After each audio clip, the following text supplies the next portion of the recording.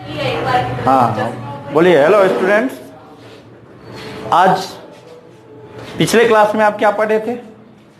बोलिए। Mutual induction, वो तो काम खत्म हो गया था। आज नया चैप्टर हम आपको स्टार्ट कर रहे हैं, नया चैप्टर लेकर आए हैं। कौन सा? अल्टरनेटिंग करंट, प्रत्यावर्ती धारा। ये अल्टरनेटिंग करंट है क्या चीज पहले पता है? हर बच्चे जानते हो, सब अपने घर में यूज करते हो अल्टरनेटिंग करंट, है ना। सब अपने अपने घरों में जो ये पंखा में, फ्रिज चलाने में, ये सब में जो यूज करते हैं वही अल्टरनेटिंग करंट है। तो उससे अल्टरनेटिंग करंट को जानने के पहले हम देखते हैं डीसी करंट, डायरेक्ट करंट, है ना। डायरेक्ट करंट क्या है कि direct current flow in one direction. Direct current जो है एक ही डायरेक्शन में फ्लो करता है, वह फ्लक्चुएट नहीं करता है। जब फ्लो करेगा, मान लिए ये x, ये y, ठीक है, ये टाइम है और ये करंट है। करंट जब जा रहा है तो यह समय के साथ भी एक ही डायरेक्शन में बढ़ रहा है। फर्स्ट मिनट में, सेकंड में, थर्ड में, फोर्थ, 5, 6, 7, 8 सब जगह इसका वैल्यू बराबर होता है। लेकिन अल्टरनेट करंट, इसका नाम है, घरों में देहात में बच्चे लोग कहते हैं, क्या कहते हैं कि एकदम अल्टर बच्चा है। अल्टरनेट करंट, अल्टरनेट क्या है कि समय के साथ परिवर्तन होता है इसमें। किसमें? करंट में, फ्लो में, करंट के फ्लो में टाइम के साथ परिवर्तन होता है। अल्टरनेट करंट, एसी, इसको एसी भी कहा जाता है। इसको इंडिकेट किया जाता है किससे? ये चिन्ह से। और डीसी को किससे करते हैं हम? एक बड़ा और एक छोटा, ये मारते हैं ना, ये डीसी का सिंबल है। बराबर बैटरी से जोड़ते हैं तो ये डीसी का सिंबल है और ये एसी का सिंबल है। अल्टरनेट करंट, ये करंट टाइम, किसी निश्चित समय में वह पुरानी अवस्था में आ जाता है। यहां से स्टार्ट हुआ, मान लो ये एक्सिस करंट का है, वाई, और ये एक्स, और ये टाइम ग्राफ है, टाइम, ये हुआ करंट,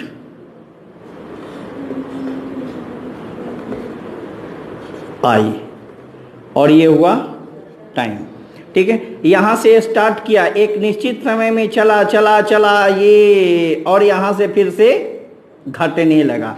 ये इसको क्या क्या कहते हैं? आई नॉट, यानी मैक्सिमम। आई नॉट यानी मैक्सिमम।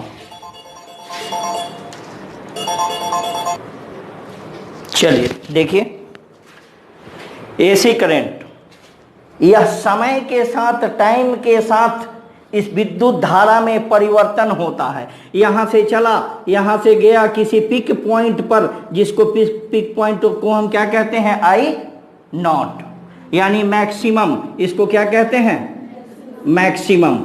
Maximum current. और उसके बाद यह डिक्रीज होने लगता है, फिर अपने जगह पे चले आया, और फिर यह विपरीत अवस्था में ऐसे डायरेक्शन, फिर ऐसे गया, ये पिक पॉइंट हुआ मैक्सिमम, फिर ऐसे गया,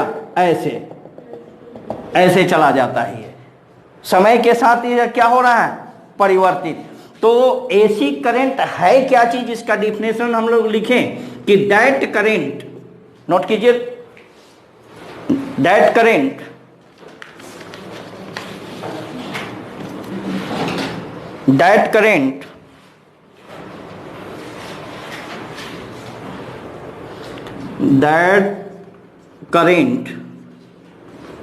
whose magnitude should change with time, ठीक है। that current whose magnitude change with time and direction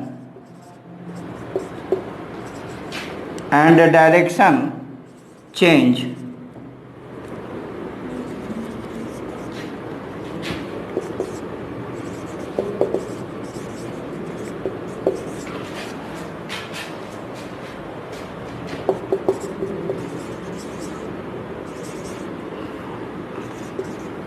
AC current,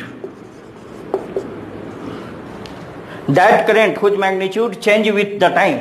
यहां देखिए that current whose magnitude, magnitude का मतलब यहां 2 एम्पियर, यहां 3 एम्पियर, 4 एम्पियर, 5 एम्पियर, 10 एम्पियर गया। समय के साथ जैसे जैसे इधर ये समय ग्राफ है, ये टाइम ग्राफ है ना, ध्यान से देखो इधर ये टाइम ग्राफ है, ये जैसे जैसे बढ़ रहा है आगे ये भी बढ़ रहा है, फिर टाइम ग्राफ जैसे जैसे बढ़ रहा है, फिर यहाँ 10 गया, 10, 8, 6, 4, 3, 1 पहुंच गया। फिर समय के साथ यह अल्टर डायरेक्शन एंड क्या लिखे हैं, magnitude change with time and direction change, direction आवर्ती रूप में, आवर्ती आवर्त पढ़े हो ना, ऑसिलेशन में आवर्त मिला था ना, यह आवर्ती रूप से चेंज होता है। यह ऐसा करंट क्या कहलाता है, अल्टरनेट करंट। हिंदी वाले अगर नोट करना चाहो तो नोट कर लेना कि वह करंट जिसका परिमाण समय के साथ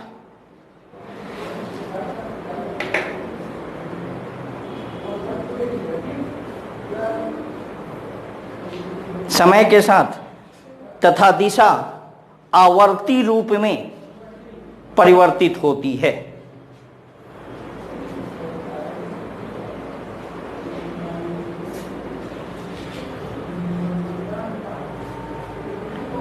इस एसी करंट को हम क्या कहते हैं, आई।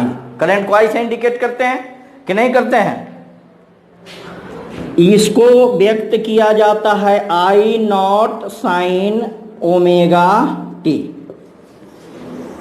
अब बात उठती है, हमने कहा आपने नोट कर लिया, क्या रे मुस्कान कुमारी नोट कर ली?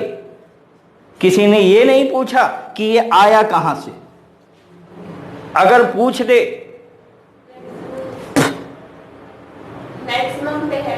मैक्सिमम पे है तो फिर आई नॉट साइन ओमेगा टी कहां से, ये सब कहां से आ गया?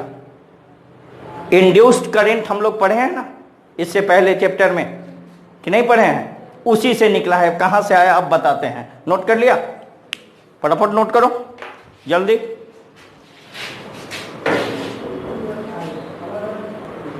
नोट कर लिया सब?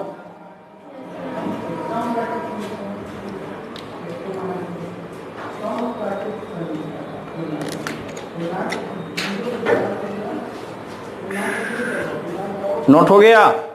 जल्दी करो।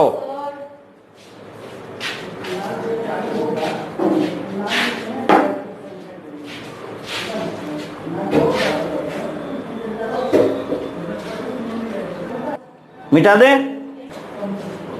चलिए देखिए यहां पे ये जो आई नॉट क्या है, मैक्सिमम वैल्यू ऑफ करंट होगा। आई ओमेगा क्या है?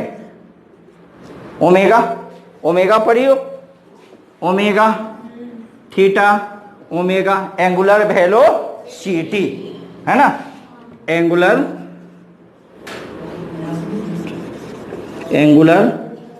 वेलोसिटी, ठीक है। और टी फॉर टाइम, ये तो समझ जाइएगा।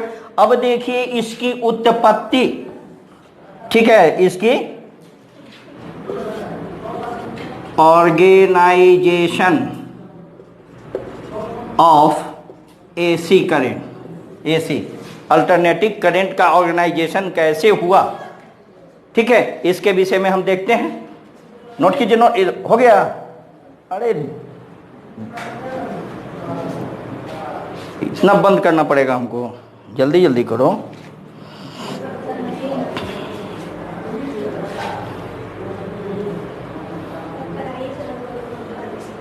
पढ़ाई है तुम नोट कर लोगे।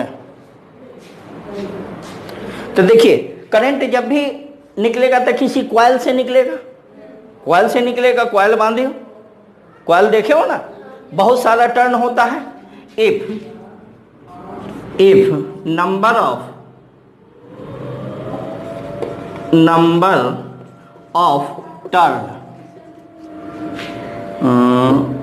टर्न ऑफ क्वाइल, अगर किसी क्वाइल का नंबर ऑफ टर्न, मान लिया total number of turn n, ठीक है, n है, बहुत, n का मतलब हुआ नंबर, संख्या, कुछ भी हो सकता है। क्या क्या हो सकता है? 1 2 3, 1 turn, 2 turn, 4 turn, 18 turn, 28 turn, वगैरह वगैरह वगैरह, बहुत सारा टर्न हो सकता है। देन फ्लक्स को किससे इंडिकेट करते हैं हम? फाई से। होगा फाई बराबर क्या होता है? B इंटू ए। और कुछ होता है? क्या होता है बोलो? Cos theta. एक टर्न के लिए, या फ्लक्स किसके लिए है? ओनली फॉर 1 टर्न, एक टर्न के लिए। क्या रे, समझ रही हो कि खाली दूध में पानी मिलाएगी? दही भी जमा के खाया करो। क्या है? 1 टर्न के लिए। हमने टर्न कितना लिया? n turn. 1 ग्वाम का 5 रुपया दाम था, तब 20 ग्वाम का दाम कितना होगा? कैसे गुना कर देंगे? तो यहां n टर्न है तो इसमें भी n से गुना हो जाएगा या नहीं होगा? फटाफट नोट करते चलो। लेकिन but theta is equal to omega t होता है। पढ़िए एंगुलर वेलोसिटी में, इसमें ये एंगल यहां से चला, यहां से ओमेगा है, ये थीटा। एंगुलर डिस्प्लेसमेंट क्या होता है? एंगुलर, ये डिस्प्लेसमेंट, ये नहीं कि ये डिस्प्लेसमेंट, एंगुलर डिस्प्लेसमेंट, एंगल जो बनता है। थीटा इज इक्वल टू, पढ़ी हो 11th क्लास में, omega t. Theta is equal to omega t. Therefore क्या होगा? Phi is equal to NBA cos theta के जगह हम क्या लिख देंगे? इधर प्रीति इधर देखो, इधर थीटा के जगह हम क्या लिख देंगे? Omega T. हो सकता है, समझ रहे हो जी? 135 रुपया रैया, चलो सब ठीक है। जल्दी करो। हो गया, बड़ा जल्दी हो गया।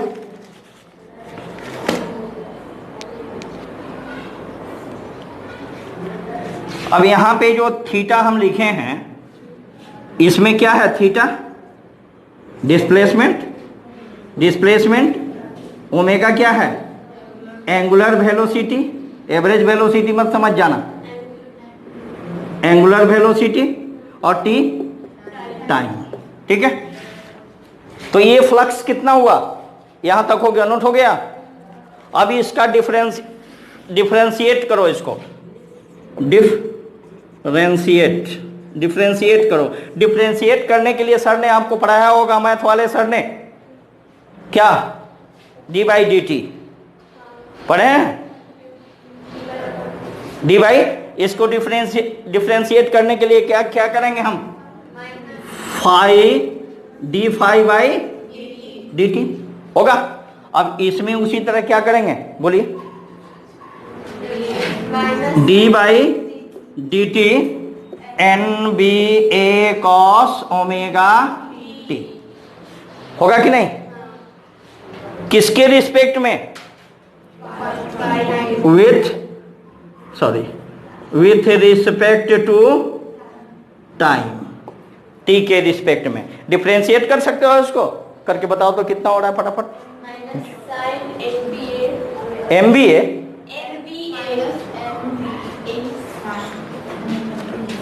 इसको ऊपर से मिटा दें, ऊपर से मिटा दें, कितना होगा बोलो? डिफरेंशिएट करोगे तो इसका डिफरेंशिएशन होगा, ये क्या हो जाएगा? डी फाई, नीचे दिख रहा है, देखो नीचे दिख रहा है ये वाला, d phi by d t is equal to NBA d by d t cos omega t होगा। ऊपर से मिटा दें, नीचे हो गया है, छाप लियो तो। ऊपर नहीं मिटाएंगे तो टोटल करेंगे आप, जल्दी छापो फटाफट।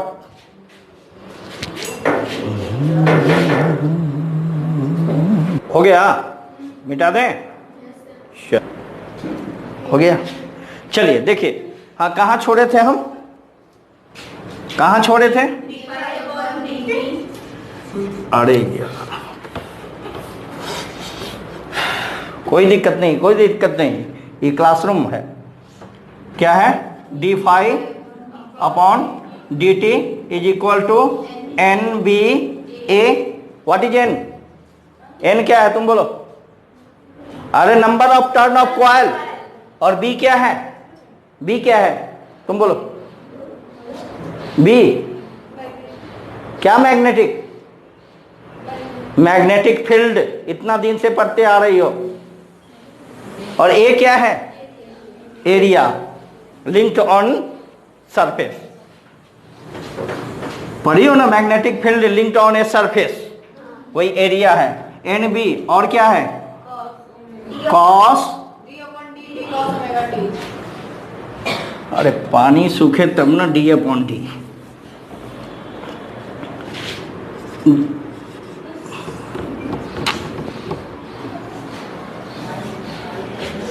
ये भिजाबो किया तो पूरा भिजा दिया हम। चलिए, d/dt cos ओमेगा t, इसको t के रिस्पेक्ट में हम डिफरेंशिएट करेंगे तो क्या होगा? d∅/dt is equal to NBA minus sine, sorry, minus omega sine omega t होगा। NX पढ़ी हो ना, माइनस। अब देखिए, अब d∅/dt इज इक्वल टू क्या होगा? बोलो फटाफट।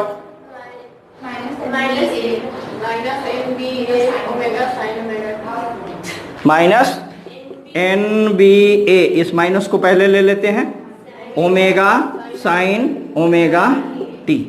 यहां तक तो आ गए हम, यहां तक आ गए ना। बट वी नो दैट हम जानते हैं, क्या जानते हैं? कुछ जानती हो? E क्या है? EMF है, is equal to minus d∅/dt होता है या नहीं होता है? ये तो पिछले पढ़ चुके हैं सेल्फ इंडक्टेंस में। अब देखिए, इसका वैल्यू ये है, तो E इज इक्वल टू ये माइनस d∅/dt। ध्यान से, इधर खाली छापने से नहीं होगा, इसमें छापो d∅/dt के जगह हम ये लिख सकते हैं, minus NBA omega sine omega t लिख सकते हैं या नहीं लिख सकते हैं? आज जब इतना लिख सकते हैं तो ये माइनस और माइनस को प्लस में भी बदल सकते हैं, कर सकते हैं ना? कर लो फटाफट, सामने है, कर लिया। इसको इक्वेशन 1 मान लो।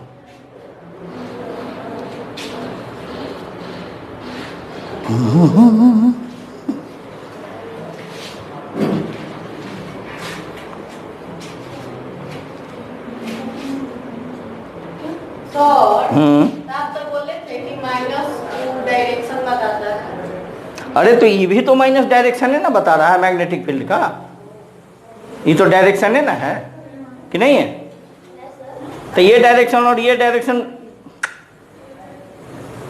पगली पर पावर 5 है।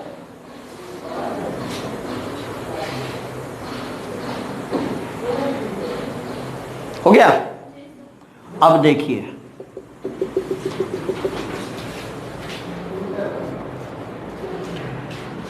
if sin omega t is maximum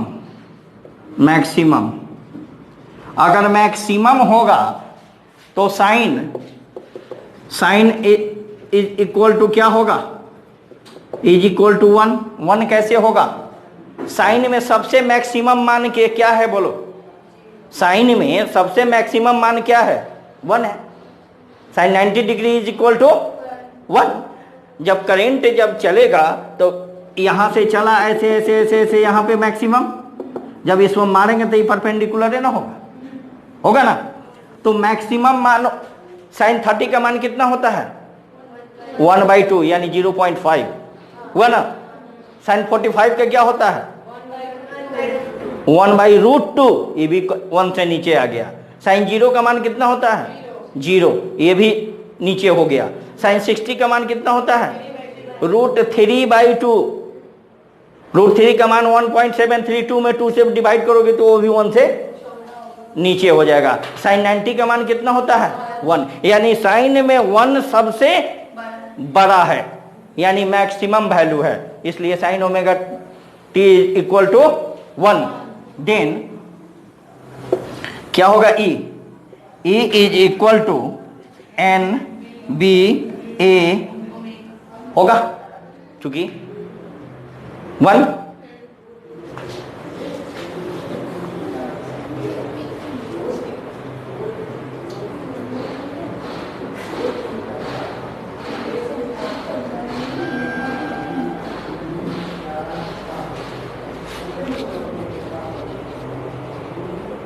हो गया।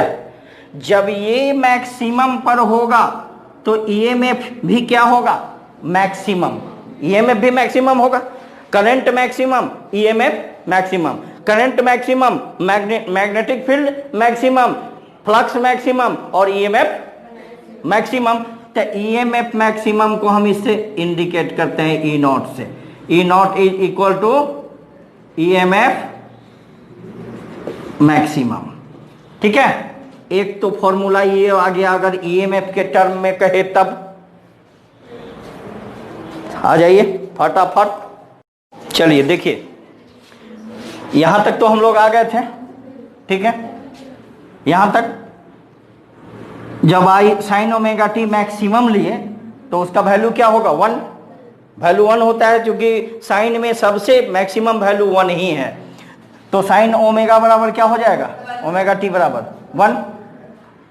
तो जब ये 1 हो जाएगा तो ईएमएफ जो है मैक्सिमम ईएमएफ और ये ईएमएफ दोनों इक्वल हो गया। तो बाई इक्वेशन 1 से NBA ओमेगा,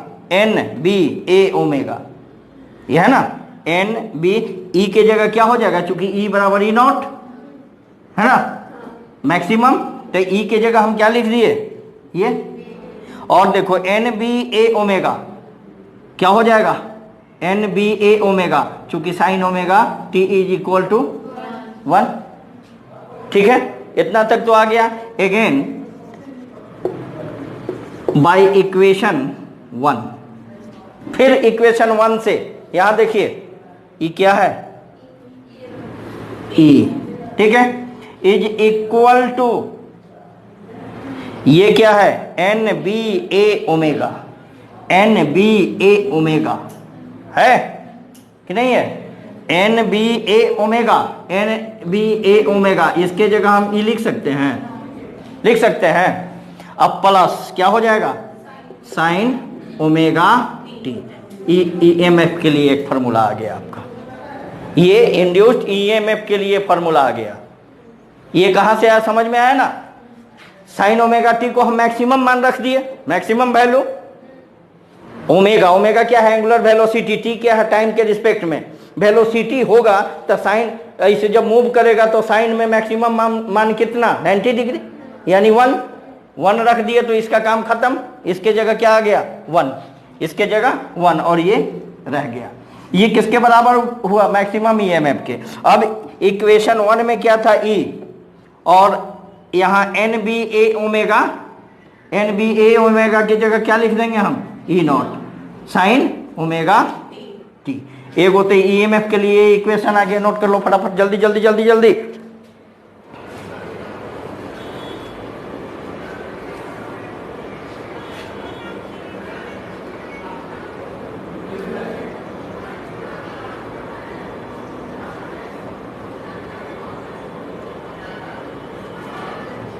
हो गया, इधर साफ कर दें। If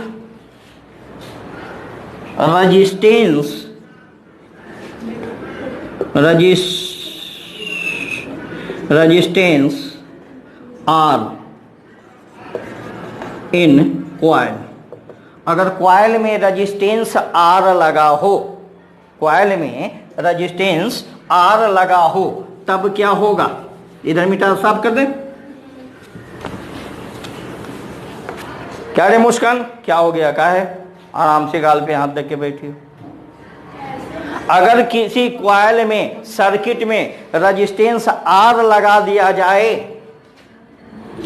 if resistance R in coil, then I बराबर क्या होगा? करंट बराबर, ये बताइए, रेजिस्टेंस R लगा दिया जाए तो EMF बाई R, ठीक है, EMF बाई R। अब देखिए, चूंकि I नॉट बराबर होता है E नॉट अपॉन R, यानी maximum current is equal to क्या होता है? मैक्सिमम वैल्यू ऑफ EMF बटे R, ये होता है, ये मैक्सिमम वैल्यू ऑफ क्या? Current, maximum value of current. I is equal to EMF upon R, resistance लगा दे तब, चूंकि ऐसे होता है, ये देखो, E is equal to R, दोनों के समानुपाती है कि नहीं? जितना करंट बढ़ता है उतना EMF बढ़ता है, ये तो पढ़ चुके हैं। करंट घटेगा तो EMF घटेगा, रेजिस्टेंस लगा दिए तो क्या होगा? ये प्रतिरोधक होता है, रेजिस्टेंस R हो गया। अब मैक्सिमम जाएगा I, तो EMF भी मैक्सिमम जाएगा कि नहीं? अगर I को मैक्सिमम कर दें तो इसकी भी मैक्सिमम हो जाएगा। नोट करो, जल्दी कर।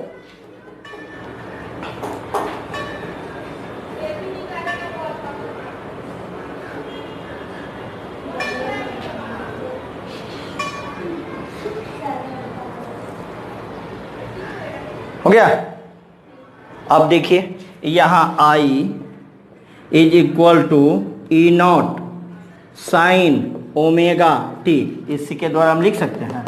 यहां देखो, E के जगह लिख सकते हैं E, I बराबर E बाई R। E का वैल्यू कितना है? साइन ओमेगा टी, अपॉन क्या हो जाएगा? R होगा। इसको लिख सकते हैं E naught upon R, I है E naught upon R sign omega T, हो सकता है कि नहीं होगा? अब देखो, E नॉट अपॉन R कितना के बराबर होता है? I नॉट, तो I इज इक्वल टू क्या हो जाएगा? I not sine omega t, that is formula of current. हम स्टार्टिंग में लिखाए हैं, जो हमने पूछा था कि ये कैसे आया, किसी ने नहीं पूछा। अगर यहां तक किसी को प्रॉब्लम है इसमें तो पूछ लो। आप पढ़े हैं कि I proportional to, I proportional to, है ना? पढ़े हो? अगर इसमें रेजिस्टेंस लगाएंगे डिवाइड हो जाएगा, डिवाइड कर दिया। अगर I मैक्सिमम होगा तो EMF मैक्सिमम होगा, क्योंकि हमने पढ़ा है, ये बढ़ेगा ये भी बढ़ेगा। रेजिस्टेंस तो सेम है, जो रेजिस्टेंस लगाए हैं वही रहेगा, वो थोड़े बदल जाएगा, है कि नहीं? अभी मान लो कि हलवा पूरी खाए, कल मीट खाए, हमारा पचाने की शक्ति जो अंदर जो मशीन है वो थोड़े बदल जाएगा, क्वालिटी खाली बदल रहा है, नहीं? अब देखिए इधर, तो I is equal to E naught sine omega t, चूंकि E की वैल्यू यहाँ कितना है? E की value sine omega t upon R, और इसको साइड कर दिए, E अपॉन R, इतना बराबर क्या होता है? I naught maximum sine omega t, that is current formula. Any problem? That's all. Again meet you next class. और उसमें क्या होगा नेक्स्ट क्लास में? मीन और एवरेज वैल्यू ऑफ करंट या RMS value of current. Next class में हम आपको पढ़ाएंगे मीन, एवरेज, मीन और